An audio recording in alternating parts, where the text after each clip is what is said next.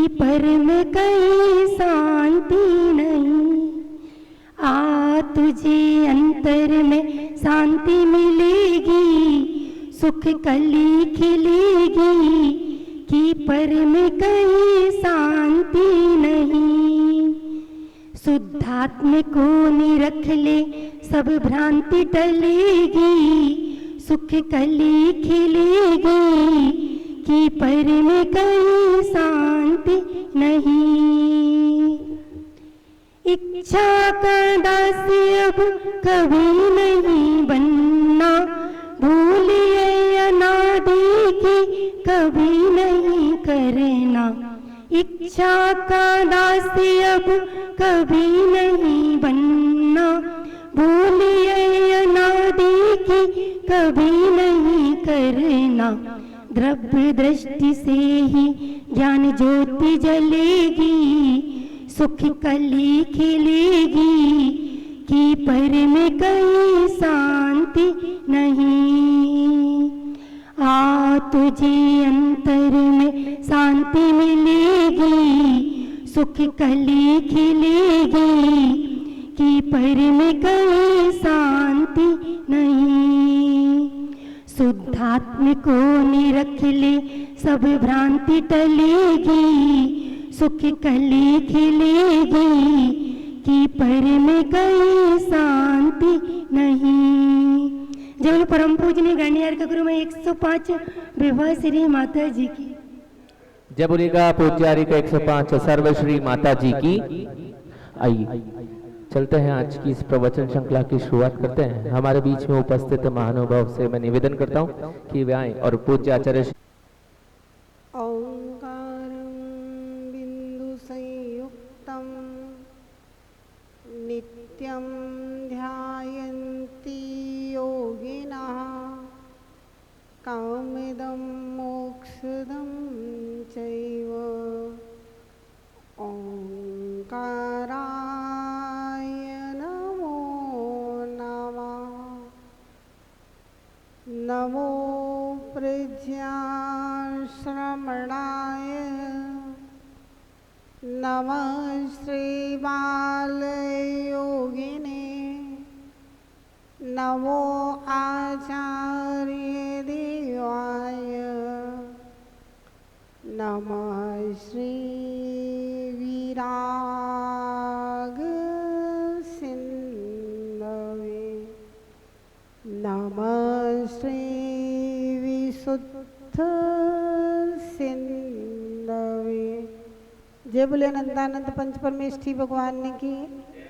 देवादिदेव एक जरण से चिंतामणि पार्श्वनाथ भगवान की। अंतिम तीर्थेश वर्तमान शासन नायक भगवान महावीर स्वामी की। परम पूज्य समाधि सम्राट गणाचार्य कुलदेव से 108 विराग सगुरु जी महाराज की। परम पूज्य चर्य शिरोमणि पट्टाचार्य कुलदेव से 108 विशुद्ध सागर जी महाराज की। जय बोलेगा परम पूज्य गणेश रमणीयारी का 105 विभा श्री माता जी की, समस्त हरिका संघ की। भव्यात्माओं, कल हम देख रहे थे कि जब भी मंदिर जाएं खाली हाथ नहीं जाएं। जितनी हमारी सामर्थ्य है, जितनी हमारी शक्ति है, कुछ ना कुछ भगवान के चरणों में समर्पण करने के लिए अवश्य लेकर के जाना। माली की 2 बच्चियां थी।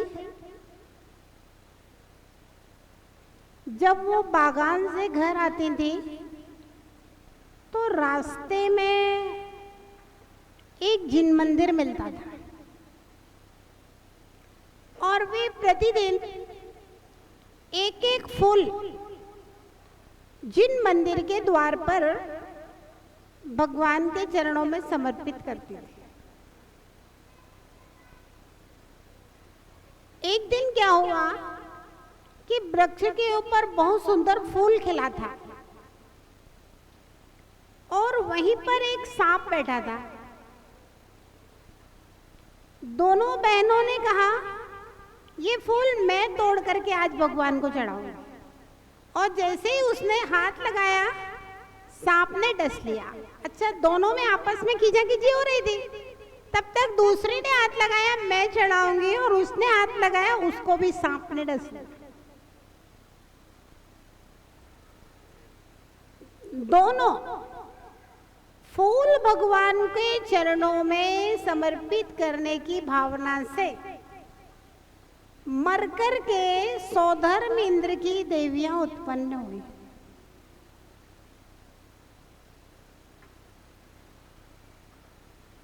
एक करकंडू नाम का राजा हुआ। कंडू है ना, खाज होती है, उसके हाथ में खाज का निशान था, खाज नहीं थी, निशान था। तो उस सम्राट को लोग करकंडू कहने लगे। कर या ना हाथ, कंडू या ना खाज, हाथ में खाज का निशान, करकंडू। उसने मुनिराज से पूछा कि हे भगवान, हम किस पुण्य के उदय से सम्राट बने और किस पाप कर्म के उदय से मेरे हाथ में ये खाज का निशान है जिससे लोग मुझे करकंडू कहते हैं। बताया कि तुम पहले एक ग्वाले थे, तालाब में एक सहस्र दल कमल खिल रहा था, उसको तुमने तोड़ लिया।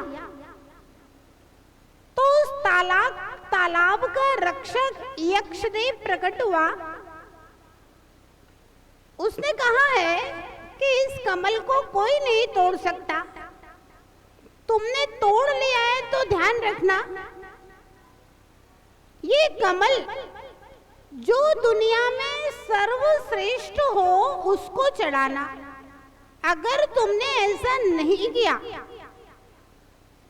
तो फिर तुम्हारी मृत्यु हो जाएगी। जो दुनिया में सर्वश्रेष्ठ है उसको समर्पित कर देना। अब ग्वाला तो ग्वाला था, सोचने लगा दुनिया में सर्वश्रेष्ठ कौन है। सोचता है मेरे गांव में तो सर्वश्रेष्ठ हमारे सरपंच जी हैं, हमारे स्वामी सरपंच जी सर्वश्रेष्ठ हैं, उनसे पूछ के सब लोग सब काम करते हैं, उनका बड़ा मान सम्मान है। तो जो सेठ जी सरपंच हैं वही सर्वश्रेष्ठ है, उनको ये कमल समर्पित करना है, नहीं तो फिर गड़बड़ हो जाएगा। वह कमल सेठ जी के पास समर्पित करने के लिए जाता है जो सरपंच थे। उन्होंने पूछा कि भाई ये कमल तुम मुझे क्यों समर्पित कर रहे हो। ग्वाला तो भोला भाला था, उसने बोल दिया, बोले सेठ जी मैंने तालाब में से एक कमल तोड़ लिया है और तालाब के यक्ष ने कहा है जो दुनिया में सर्वश्रेष्ठ है उसको ये कमल समर्पित करना, नहीं तो हम तुम्हें मार डालेंगे। तो इसलिए मेरी नजरों में आप पूरे गांव के पालनहार हो, बड़े दयालु हो, करुणावान हो, सबका ध्यान रखते हो, तो अपने गांव में तो सबसे ज्यादा श्रेष्ठ आप ही हो, इसलिए आपके चरणों में समर्पित कर देते हैं। सेठ जी धर्मात्मा थे, सम्यक दृष्टि थे। अब कोई दूसरा होता तो वही अभिमान में भूल जाता, वही मैं सर्वश्रेष्ठ हूं। बोलो देखो भैया मैं सर्वश्रेष्ठ नहीं हूं। अपने गृह चित्यालय में अभी एक मुनिराज आए हुए हैं, हम उन मुनिराज की पूजा करते हैं, तो हमसे ज्यादा सर्वश्रेष्ठ मुनिराज। आओ चलो तुम उन मुनिराज को ये कमल समर्पित करो। बोला सेठ जी ये तो अपन जानते नहीं हैं, अब आप कह रहे हो तो ठीक है, हमारे लिए तो आप ही सर्वश्रेष्ठ हो। चलो अब वह जब कमल समर्पित करने लगा ग्वाला, तो मुनिराज ने पूछ लिया कि भाई ये ग्वाला ये कमल समर्पित क्यों कर रहा है? सेठ जी ने बता दिया ऐसी ऐसी बात है। मुनिराज ने कहा कि दुनिया में अगर कोई सर्वश्रेष्ठ है तो वो अरहंत तीर्थंकर हैं, उनसे ज्यादा सर्वश्रेष्ठ कोई नहीं है। इसलिए ये कमल तुम मुझे समर्पित नहीं करो, तुम तीर्थंकर भगवान को ये कमल समर्पित करो। ग्वाला सोचता है ये तो बड़ी गजब बात है, मैं सेठ जी को समर्पित करने लगा तो सेठ जी ने कहा नहीं नहीं हम सर्वश्रेष्ठ नहीं है, हमसे भी ज्यादा श्रेष्ठ कोई है। और मुनिराज को समर्पित करने लगा तो उनने भी कह दिया हमसे ज्यादा श्रेष्ठ तीर्थंकर परमात्मा है, उन्हें समर्पित करो। याना कि तीर्थंकर परमात्मा कोई बहुत बड़ी हस्ती होंगे जिनको अपन जानते नहीं है। तो उस ग्वाले ने बहुत भक्ति भाव से वो कमल से भगवान की पूजा की। तो मुनिराज ने कहा कि उस कमल से भगवान की पूजा करने के कारण से तुम सम्राट बने। अब कहा कि हाथ में खाज का निशान क्यों है? तो मुनिराज ने कहा कि जब तुमने कमल चढ़ाया था तो उस डंठल को साफ नहीं किया था, तुमने हाथ का उपयोग नहीं किया था, उस डंठल में कीचड़ लगा था और तुमने कीचड़ सहित कमल को भगवान के चरणों में चढ़ा दिया था। इसलिए तुमने हाथ का प्रयोग नहीं किया था, आलसीपन किया था, प्रमाद किया था, इसलिए तुम्हारे हाथ में खाज का निशान है। अब देखिए थोड़े से प्रमाद से हाथ में खाज का निशान। अब जो लोग आलसी प्रमादीपन करते हैं, भगवान की पूजा के लिए भी नौकरों को रख देंगे, खुद पूजा नहीं करेंगे, खुद पूजा नहीं सीखेंगे, खुद अपने हाथ से पूजन का द्रव्य नहीं धो सकते, अब नौकर ने कैसा धोया? आप लोग जब विधान करते ना, देखते ना कितने तिरुला थालियों में निकलते हैं, चावलों में, तो क्या होगा? और भैया अगर हाथों का प्रयोग नहीं करोगे तो वो दिन दूर नहीं कि हमारे हाथ पैर बन जाएंगे। आपने देखा लोगों के हाथ पैर बन जाते हैं। चौपाए पशु पर्याय में पैदा होगा, जो आलसी प्रमादी मायाचारी काम करने में मक्कार होगा, वो अगले जन्म में पशु बन करके कर्जा चुकाएगा। तो वो आत्माओं, एक कमल चढ़ाने से वह ग्वाला सम्राट बनता है जिनेंद्र भगवान के चरणों में, क्योंकि भगवान इस संसार के सर्वश्रेष्ठ महापुरुष है। और अब अगर इन सर्वश्रेष्ठ महापुरुष के चरणों में हम कुछ भी समर्पित करते हैं सेठी जी, तो कभी भी हमारा खाली नहीं जा सकता। तन मन धन कुछ भी लगाओ, खाली नहीं जाएगा।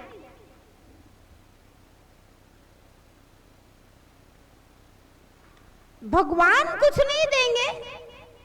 ना पूज्यार्थस्त्वयि वीतरागे ना निंदया नाथ विवांत बैरे। हे भगवान, आप तो वीतरागी हैं, जो आपकी पूजा करता है आप उससे प्रेम नहीं करते, और हे भगवान, जो आपकी निंदा करता है आप उनसे वैर।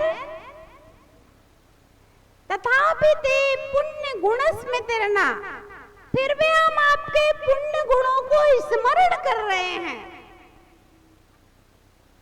क्या जरूरत है भैया पुण्य गुणों को स्मरण करने की, जब उन्हें कुछ देना नहीं है, ना आशीर्वाद देना है, ना श्राप देना है, तो फिर उनके पुण्य गुणों को स्मरण करने की आवश्यकता ही क्या है। पुनातु चित्तम दुरितांजनेभ्यः। हे भगवान, आपकी पूजा से हमारा मन पवित्र हो जाता है, और बस मेरा मन पवित्र हो गया, बस सारे भंडार आपके घर के भर गए। अगर आपका मन पवित्र हो गया, मन विशुद्ध हो गया यदि हमारा, तो हमारे सारे काम सिद्ध हो गए। तो मन की पवित्रता के लिए आप कुछ देते नहीं, लेते नहीं, आशीर्वाद श्राप नहीं देते, फिर भी हम आपकी पूजा कर रहे हैं, क्योंकि मुझे मन की पवित्रता अभीष्ट है, इसलिए हम आपकी पूजा कर रहे हैं।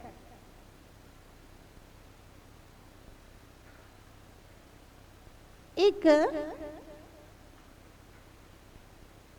अमरसेन चरियू नाम का एक ग्रंथ है।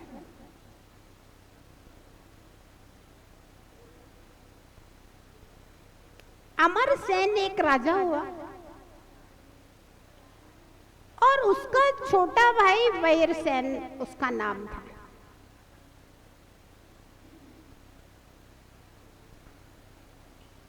उन दोनों की बचपन में मां की मृत्यु हो गई।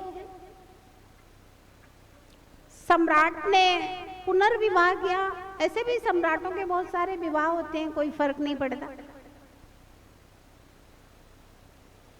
उसकी जो सौतेली माता थी, इन दोनों भाइयों को मारना चाहती थी। मंत्रियों ने संकेत कर दिया, तो दोनों भाई रातों रात घर छोड़ करके निकल जाते। एक वृक्ष के नीचे सो रहे थे दोनों भाई, अमरसेन और दूसरे का नाम क्या था, वैरसेन। अमरसेन सो जाता है, वैरसेन को नींद नहीं आ रही थी। इतने में एक यक्ष प्रकट होता है और वैरसेन से कहता है, तुम दोनों भाई बहुत पुण्यात्मा हो,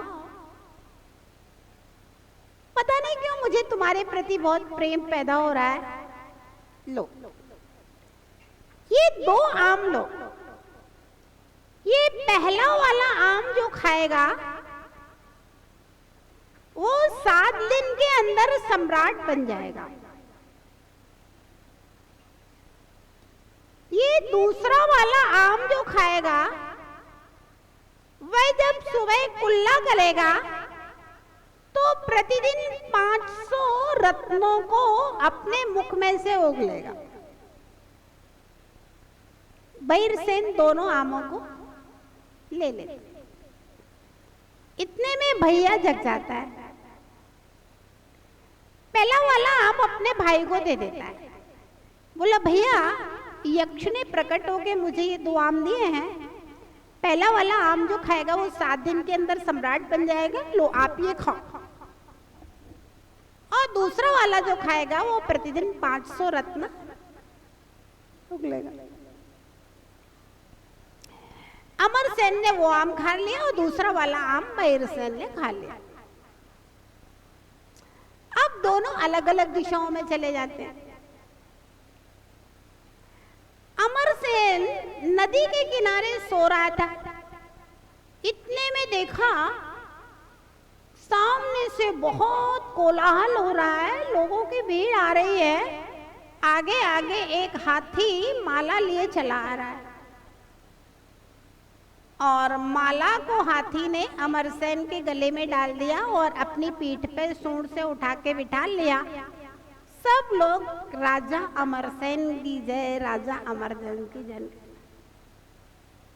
मतलब 7 दिन के अंदर अंदर वो राजा, नगर के राजा की मृत्यु हो गई थी, उसके संतान नहीं थे, तो मंत्रियों ने निर्णय किया हाथी जिसके गले में माला डाल देगा उसको सम्राट बना दिया जाएगा। तो सब हाथी के पीछे लगे थे। हाथी ने जंगल में आकर के अमरसेन को माला पहनाई, वो सम्राट बन गया। इधर बहिरसेन 500 रत्न रोजाना उगलता, आराम से, रत्नों की कमी नहीं, रत्नों से सब खाना पीना घूमना सब कुछ मिल जाता। एक बार भाई एक पहाड़ी पर था, वहां पर एक देव प्रकट हुआ। उसने कहा वैरसेन हम तुमसे बहुत खुश हैं, पता नहीं क्यों तुम्हारे प्रति प्रेम पैदा हो रहा है। लो ये एक छड़ी है, ये जादुई छड़ी है। अगर कोई भी व्यक्ति तुम्हारे विपरीत हो तुम उसके सामने ये छड़ी ऐसे घुमा देना, वो तुम्हारे अनुकूल हो जाएगा। तुम्हारा दुश्मन भी होगा ना तो वो तुम्हारे अनुकूल हो जाएगा। उसने छड़ी को रख लिया, फिर बोला एक ये शॉल और लेते जाओ। बोले जब भी तुम्हें रत्नों की जरूरत हो बस इस शॉल को निकालना, ऐसे से जड़ाना और बस इसमें से रत्न जड़े। बैरसेन और खुश हुआ। फिर बोले एक ये पालड़ी और लेते जाओ। पालड़ी मतलब खड़ाऊ, चप्पल, अपनी भाषा में चप्पल, खड़ाऊ पालड़ी है ना, खड़ाऊ। बोले अगर तुम्हें कहीं जाना हो तो ये पालड़ी को पहन लेना तो तुम आकाश में चलने लगोगे। उसने पालड़ी भी रखी। अब वो बहुत खुश था। क्यों? एक तो पहले ही 500 रत्न कुल्ला में सुबह से उगलता था, फिर उसके पास शॉल थी और चाहिए तो उस शॉल को जड़ा लो।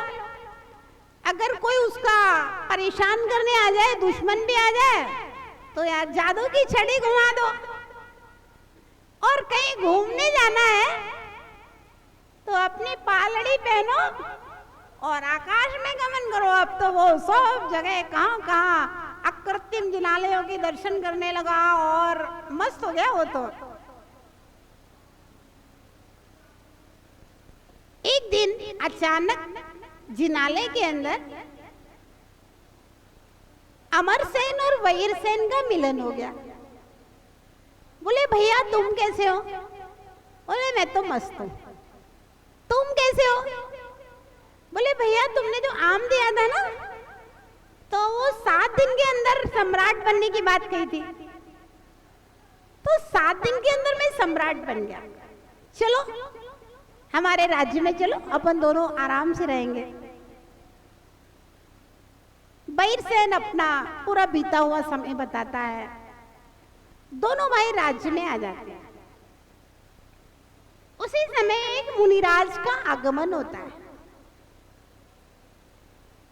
तो पूछते हैं कि हे भगवान, मेरे किस पुण्य के उदय से यक्ष ने हमें ये 5 दिव्य वस्तुएं दी?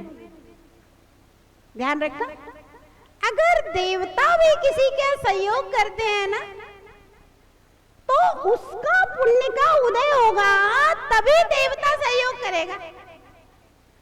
और अगर व्यंतर बाधाएं किसी को परेशान करती हैं तो भी हमारे पाप का उदय हो गया, इसलिए व्यंतर बाधा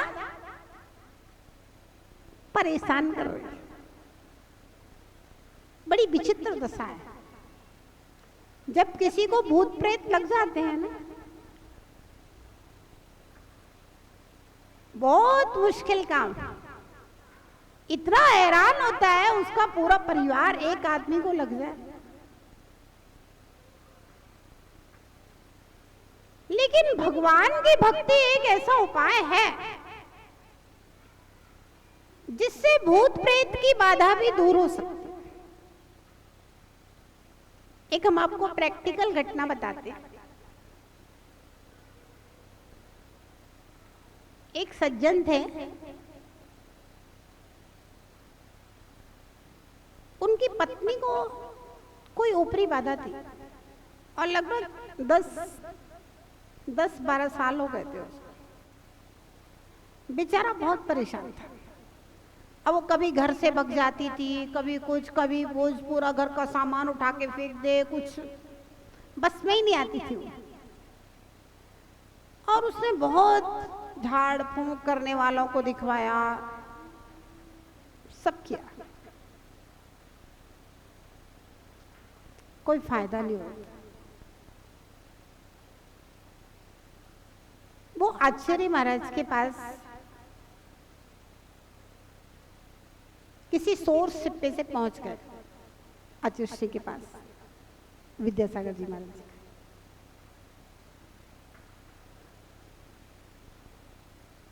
महाराज ने कहा कुछ नहीं, तुम्हारे पाप का बहुत तीव्र उदय है। उन्होंने कहा तुम शांति विधान डेली करो, नमोकार मंत्र के उल्टे जाप करो, शुद्ध कपड़े पहन के, दीपक जला के, घर में ही जिनवाणी विराजमान करके शुद्धि पूर्वक करो, एक ही काम करो। संयुक्त परिवार था तो व्यक्ति थोड़ा फ्री भी था, तो उसने किया। जब 6 महीने किया तो परेशानियां और बढ़ गई, और ज्यादा उत्पात करने लगी उसकी घरवाली। वो महाराज के पास गया, बोला महाराज और ज्यादा परेशान है। महाराज बोले मैंने कहा था ना साल भर बाद काम होगा, आप साल भर तक लगातार करो, उसके बाद आना, तुम करते रहो। बोले पाप कर्म का तीव्र उदय है, कट जाएगा, करो। किया उसने, फिर करने लगा। लगभग 9-10 महीने बाद उसकी पत्नी उसके साथ शांति विधान में बैठने लगी, और साल भर तक करने से 1 साल में जो भी उसके ऊपर बाधा थी, बिना किसी झाड़ फूंक के वो बाधा उसको छोड़ करके चली गई। फिर वो व्यक्ति चूंकि हमसे पहले से परिचित था, एक दिन अचानक ऐसे कहीं फंक्शन में आए थे तो मिलने, दर्शन करने आए, तो मैंने कहा आपकी पत्नी का स्वास्थ्य कैसे है? बोले अब तो ठीक है। तो मैंने पूछा कैसे ठीक हुआ? तो उसने बताया, बोले माता जी हमने ऐसे ऐसे किया, आचार्य ने कहा था तो, और बोले अब तो बिल्कुल ठीक है, नॉर्मल है। और वो 10 साल तक कितने कितने लोगों को झड़वाया, कितने कितने लोगों को क्या क्या किया, और नहीं हुआ। तो कहने का मतलब ये है कि अगर कोई व्यंतर किसी को परेशान करता है तो वो हमारा ही पाप करना है, और अगर कोई देव किसी का सहयोग करता है तो हमारा ही पुण्य है। अमरसेन ने पूछा वैरसेन ने कि महाराज आखिर हम लोगों का ऐसा कौन सा पुण्य था जिसके कारण से देव ने, कोई मांगा तो था नहीं, कोई मंत्र की सिद्धि करे भी नहीं की थी, अपने आप मुझे ये 5 वस्तुएं प्राप्त की दी। तो महाराज ने उनके पिछले जन्म के बारे में बताया। बोले तुम दोनों भाई पहले एक सेठ के यहाँ नौकरी करते थे। बड़े वाले का नाम अमरसेन का नाम धर्णंकर था और वैरसेन का नाम पुण्यंकर था, और सेठ जी का नाम अभयंकर था। एक दिन सेठ जी के गृह चैत्यालय में कोई मुनिराज आए मुनिराज उपदेश दे रहे थे, सेठ जी स्वाध्याय सुन रहे थे। पहले उपदेश ऐसे प्रवचन नहीं होते थे। उपदेश का मतलब ये होता था भाई शास्त्र रखा, स्वाध्याय कर रहे हैं, वो उपदेश सुना रहे हैं, बस ये उपदेश हो गया। तो बोले महाराज स्वाध्याय कर रहे थे, सेठ जी सुन रहे थे, तुम लोग भी सेठ जी के पास जाकर के बैठ गए, उपदेश सुनने लगे। तो जब तुमने मुनि का उपदेश सुना तो दोनों भाइयों ने कहा भैया हम लोगों ने भी तो जैन कुल में जन्म लिया है ना, वो तो बचपन में हमारे मम्मी पापा नहीं रहे तो अब हमें सेठ की नौकरी करना पड़ रही है। हम भी जैन हैं। उस दिन से तुम दोनों भाई जब महाराज स्वाध्याय करते, सेठ जी बैठते तो सेठ जी के पीछे तुम दोनों भी बैठ जाया करते। अष्टानी का पर्व आया और सेठ जी पूजन करने लगे। तुम दोनों ने भी धोती दुपट्टा पहन करके आकर के सेठ जी के साथ अभिषेक में शामिल हुए। सेठ जी ने पूछा पहले तुम लोग स्वाध्याय सुनते तुम्हारा मन लगता है? तो बोले हाँ सेठ जी, हम लोग पहले बहुत छोटे थे ना तो मम्मी पापा के साथ मंदिर जाया करते थे, फिर हमारे माता पिता नहीं रहे, फिर हमें काम करना पड़ा तो आप क्या काम करने लगे। हम लोग भी जैन कुल में उत्पन्न हुए।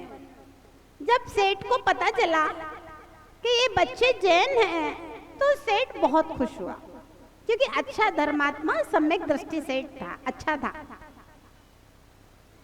तो उस दिन अष्टानी का पर्व जब आया तो तुम दोनों भी धोती दुपट्टा पहन के सेठ जी के साथ अभिषेक करने लगे। सेठ जी ने बहुत प्रेम से दोनों बच्चों को अपने साथ भगवान का अभिषेक कराया। फिर उसके बाद में जब पूजन की बारी आई तो तुम दोनों भगवान की पूजन करने लगे। सेठ जी ने अष्टद्रव्य की थाली दी, तुम दोनों भाइयों ने अष्टद्रव्य की थाली नहीं ली। सेठ जी को बुरा लगा। सेठ जी ने महाराज से आकर कहा, बोले महाराज हमारे ये जो दोनों नौकर हैं ये जैन हैं, है ना, इन्होंने भगवान का अभिषेक किया है लेकिन ये हमारी द्रव्य पूजन के लिए नहीं लेते हैं, तो आप इनको कहो कि ये द्रव्य पूजन के लिए ले लें।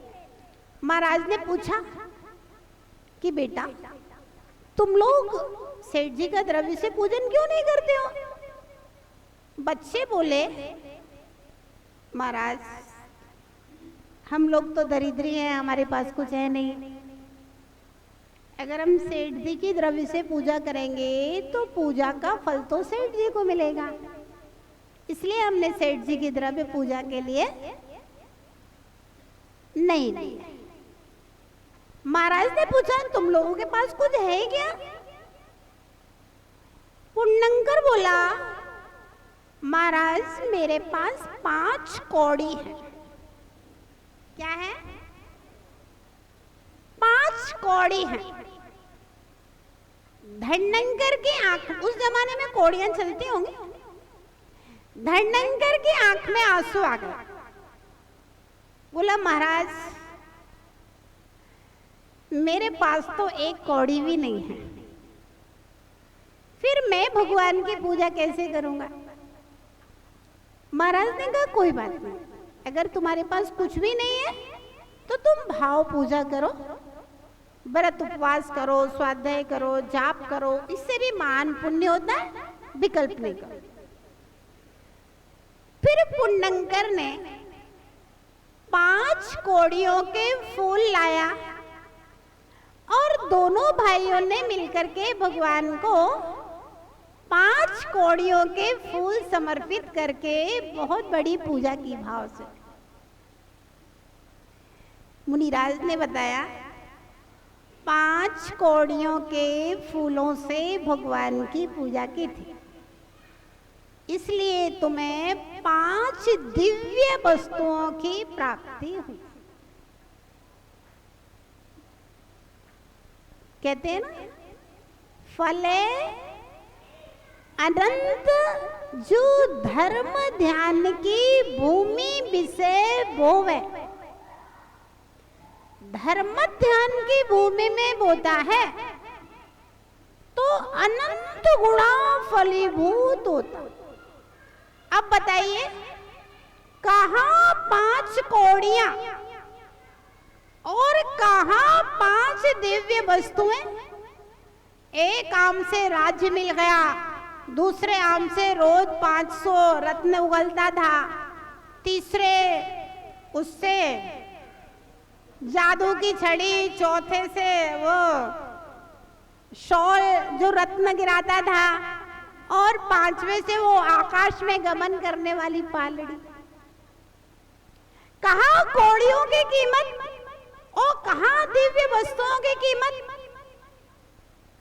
इसलिए कहा है फले अनंत जो धर्म ध्यान की भूमि विषय बोवे। धर्म ध्यान की भूमि में जो दे दिया जाता है वह अगले जन्मों में अनंत गुणा फलीभूत हुआ करता है। तो भव्यात्मा, भगवान को अपने द्रव्य की कोई जरूरत नहीं है। अगर हमारा थोड़ा सा द्रव्य धर्म के काम में लग जाएगा तो अपना सौभाग्य मानना, बाकी तो तुम्हारा सारा द्रव्य पाप में ही जाना है। आदमी दान करने में पूरा हिसाब लगा के रखता है, लेकिन संसार के खर्चों में हिसाब नहीं लगाता, बेहिसाब। ध्यान रखना, दान करना तो हिसाब मत लगाना, और संसार में खर्च करो हिसाब लगा लगा के खर्च करना। सम्यक दृष्टि होता है ना, वो दान में हिसाब नहीं लगाता, संसार के काम में हिसाब लगाएगा। और मिथ्या दृष्टि होगा वो दान में हिसाब लगाएगा और दूसरी जगह बेहिसाब खर्चा। एक महाराज थे, क्या नाम था उनका, विसर्ग सागर नाम था। उनकी संलेखना समाधि चल रही थी, तो उनके घर के बच्चे आए, बोले महाराज जी हमारे पिताजी ने खूब दान किया, लेकिन बोले घर के काम में ये गिन गिन के पैसा खर्च करते। अगर स्टेशन से घर आना होगा, 2 रुपया रिक्शा वाला मांग रहा होगा, तो ये 2 रुपया नहीं देंगे, पैदल आ जाएंगे। और हम लोग भी कभी 2 रुपए मतलब फिजूल खर्चा नहीं कर सकते, लेकिन मंदिर का काम हो, धर्म का काम हो तो कोई हिसाब नहीं है। तो वो भी आत्मा ऐसे लोग होते हैं, है ना। धर्म के काम में खूब खर्चे करेंगे, लेकिन घर के काम में मितव्ययता, हिसाब किताब से चले। ऐसे भी लोग हैं जो मंदिर के काम में मितव्ययता और घर के काम में खूब खर्चे करते हैं। ध्यान रखना, भगवान को आपका पैसा नहीं चाहिए, भगवान को कोई जरूरत नहीं है, क्योंकि वो तो वीतरागी है। वो अपनी पूजा से प्रसन्न नहीं होते और निंदा से नाराज भी नहीं होते। लेकिन हाँ, अगर मेरा द्रव्य भगवान की आराधना में लग जाता है तो हमारे लिए सातिशय पुण्य की प्राप्ति होती है। तो ये हमारा सौभाग्य है। ध्यान रखना, पुण्यात्माओं का द्रव्य ही भगवान के काम में लगता है, धर्म के काम में लगता है। बाकी पापियों का द्रव्य तो संसार के काम में ही लगेगा, वो धर्म में निकल नहीं सकता है, वो पाप में ही लगेगा। पापियों का द्रव्य, पुण्यात्माओं का द्रव्य थोड़ा सा भी होता है तो भैया थोड़े से में से थोड़ा सा दान करना। तो ध्यान रहे, भगवान के चरणों में द्रव्य समर्पित करने का और द्रव्य के साथ अच्छे अच्छे भाव समर्पित करने का महान पुण्य होता है।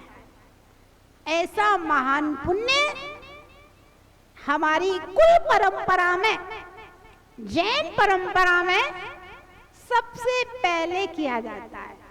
सुबह उठकर सबसे पहला काम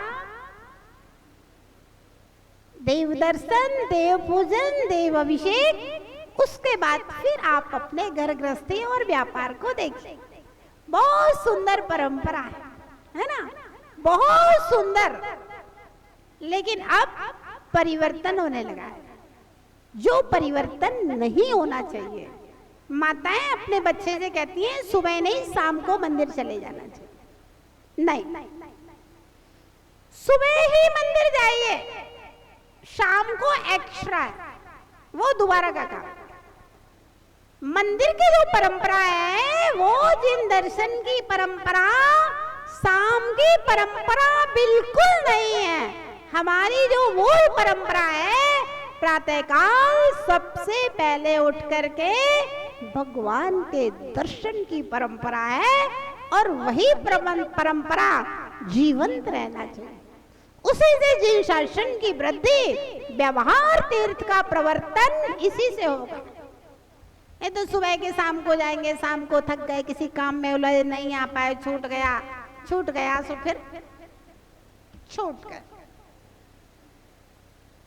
अब चलिए, मंदिर जाना है,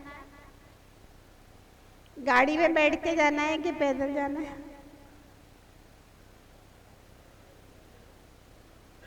भैया, अगर घर बहुत दूर है, बड़े बड़े शहरों में रहने वाले लोग हैं, 2 किलोमीटर 5 किलोमीटर घर है, ठीक है, जो व्यवस्था है उसको अपना लो। लेकिन अगर आपका घर आधा किलोमीटर के अंदर में है, 1 किलोमीटर के अंदर में भी है, तब भी आप पैदल चल करके घर से मंदिर आ सकते हैं। कम से कम 2 किलोमीटर का मॉर्निंग वॉक तो करना ही चाहिए। हाँ। अगर आपको 80 साल तक युवा बने रहना है, अगर आपको 80 साल तक युवा बन के रहना है, तो प्रातःकाल ब्रह्म मुहूर्त में कम से कम 2 किलोमीटर पैदल चलिए। पैर चलते रहेंगे तो चलते रहेंगे, जीवन के अंतिम दिन तक चलते रहेंगे। और पैर रुक जाएंगे तो रुक जाएंगे, फिर पैर नहीं चलेंगे। आप नहीं चलोगे तो आपके पैर भी चलना भूल जाएंगे, चलना बंद कर देंगे। इसलिए अगर 1 किलोमीटर के दायरे में आपका घर है, कोशिश कीजिए पैदल आइए। क्योंकि जो लोग पैरों से चल करके मंदिर आते हैं, जो लोग पैरों से चल करके सम्मीत शिखर जी की वंदना करते हैं, तीर्थों की यात्राएं करते हैं, पहाड़ों की यात्राएं करते हैं, गिरनार गए, चंपापुर गए, कुंडलपुर गए, पैरों से चढ़ चढ़ के वंदना करते हैं, उनके कभी भी पैरालाइसिस नहीं होता, उनके पैरों में दर्द नहीं होगा, उनके पैर अच्छे रहेंगे। जो पैदल चल करके मंदिर आएंगे उनके पैर कभी खराब नहीं होगा। और भविष्य में इतनी क्षमताएं मिलेंगी। बाहुबली स्वामी 1 साल तक खड़े रहे थे, उनके पैरों में थोड़ा सा भी कंपन, हम लोग 1 घंटा खड़े हो जाए तो 10 बार इधर उधर, एक पांव फिर इधर। तो जो पैरों भगवान के मंदिर में आते हैं उनका स्वास्थ्य भी ठीक रहता है, पैर भी ठीक रहते हैं और अगले जन्मों में उनको वज्र के पैर मिलते हैं कि 1 साल तक भी खड़े रहो तो कोई फर्क ना पड़े, ऐसे वज्र के पैर उपलब्ध होते हैं। तो भव्यात्मा पैदल चल करके मंदिर आना, चप्पल पहन करके नहीं आओ तो अच्छा है। अब सड़क पर ज्यादा गंदगी हो, अब पहले तो लोग धोती दुपट्टा पहन के अष्टद्रव्य हाथ में लेके आते थे, तो चप्पल पहन के आते ही नहीं थे। आजकल सारी व्यवस्थाएं चेंज है। अच्छा है चप्पल पहन करके नहीं आओ, लेकिन ज्यादा गंदगी बंदी है सड़क पे एकदम से, जैसी व्यवस्था बने यथा योग्य समझ लेना चाहिए अपने विवेक से। और जब घर से चले नमोकार स्मरण करते हुए, भगवान की कोई स्तुति पढ़ते हुए या मंत्र जाप करते हुए बड़े उत्साह के साथ में, प्रसन्नता के साथ में कहाँ जा रहे हैं? भगवान की आराधना के लिए जा रहे हैं, किसी की जबरदस्ती से नहीं जा रहे हैं, हम स्वेच्छा से जा रहे हैं। किसके लिए जा रहे हैं? आत्मा के कल्याण के लिए जा रहे हैं और संपूर्ण प्रकार के संसार के कार्यों की सिद्धि को देने वाले महान पुण्य के लिए जा रहे हैं। कामदम मोक्षदम। दुकान कितनी उत्साह से जाते हो? अगर 2 बजे दुकान करने खुलने का समय है और किसी दिन 9:15 बज जाए, फिर देखो कितनी उतावली होती है। और दुकान तक पहुंचे और दूर से देखो 10 ग्राहक खड़े हैं पहले से, फिर तो और कितने उत्साह से दुकान पे जाते हैं। क्यों? फायदा नजर आ रहा है। जितना फायदा दुकान पे होगा ना, उससे ज्यादा फायदा भगवान की पूजा से होगा। बल्कि दुकान का फायदा यहां से होगा, समझे? मान लीजिए एक सिंटेक्स की टंकी 5वीं मंजिल के ऊपर रखी है। आपका घर 7 मंजिला है, 7वीं मंजिल के ऊपर सिंटेक्स की टंकी भरी रखी है और उस टंकी को आपसे कहा जाए भैया इसको बाल्टियों से आपको भरना है, कितनी देर लगेगी नवीन भैया? 7 मंजिल, एक बाल्टी चढ़ाने में, टंकी भरने में सुबह से 12 तो बज ही जाएंगे। पूरा घर मिलके भरो तो 12 बजे तक भर जाएगी। और एक अच्छी बढ़िया हॉर्स पावर की मोटर लगा दी और बटन चटकाया तो टंकी 15 मिनट के अंदर, बस अगर पुण्य होगा तो 15 मिनट में तिजोरी भर जाएगी, और अगर पुण्य नहीं है तो बाल्टी लेके पूरा घर भर मिलके भरना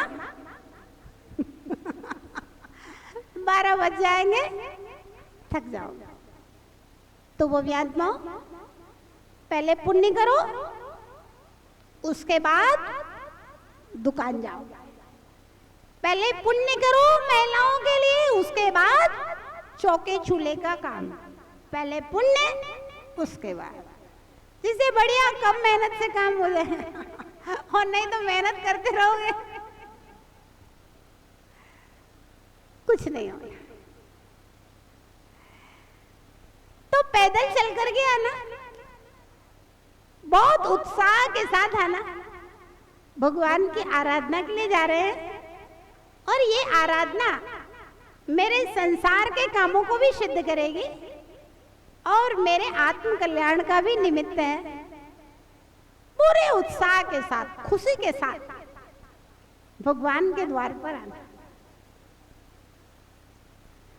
अब इतनी हड़बड़ी नहीं करना कि नीचे जीव जंतु ना देखें, नीचे देख के चलना, कोई जीव जंतु ना मर जाए। कहाँ है? नीचे देखे 3 गुण, जीव जंतु बच जाए। सबसे पहला लक्ष्य क्या है? अहिंसा धर्म, क्योंकि अहिंसा ही परम धर्म है। अहिंसा परमो धर्म। कंकड़ पत्थर ना चुभे। अब देख के चलोगे तो कंकड़ पत्थर से बच के कदम रखोगे, और पड़ी वस्तु मिल जाए। कोई चीज जमीन में पड़ी होगी तो वो भी मिल जाएगी। बनिया तो है, सब प्रकार के फायदे देखता है, तो वो भी आत्मा हो। पैदल जाए, उत्साह पूर्वक जाए, चप्पल ना पहने तो अच्छा है, और नीचे देखते हुए भगवान का और कुछ मंत्रों का स्मरण करते हुए भगवान के द्वार पर जाए। ये हमारी प्रारंभिक तैयारियां पूरी हो गई। अब मंदिर का द्वार पर पहुंच गए। अब कैसे मंदिर में प्रवेश करना है हम लोग कल देखेंगे, क्योंकि आज आपका समय पूरा हो गया। जय बोलिए महावीर भगवान की। जय बोलिएगा परम पूज्य गणेश शमनियारी का 105 विवाह श्री माता जी की। देखिए, परसों से जिन सेल्स नाम के मंत्रों के बारे में बताएंगे, और मंत्रों का शुद्ध उच्चारण और उस मंत्रों का अर्थ भी आपके लिए बताया जाएगा। तो जो भी लोग जिन सेल्स नाम पढ़ना चाहते हैं, तो वो अपना अपना नाम नवीन भैया के पास लिखवा दें, जिससे उनके लिए पुस्तक की व्यवस्था की जा सके, है ना। और पता चले कितने लोग पढ़ना चाहते हैं, ये एक संख्या का भी अनुमान हो जाए और उनकी पुस्तक की व्यवस्था भी हो जाए। सुबह 8 बजे से, और अगर भाई किसी को जल्दी हो तो 7:30 से कर सकते हैं।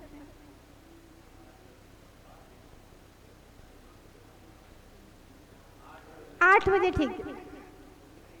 कुछ लोग कह रहे थे हम लोग जल्दी दुकान चले जाते हैं, इस हिसाब से तो 8 बजे से ठीक 8 बजे स्टार्ट।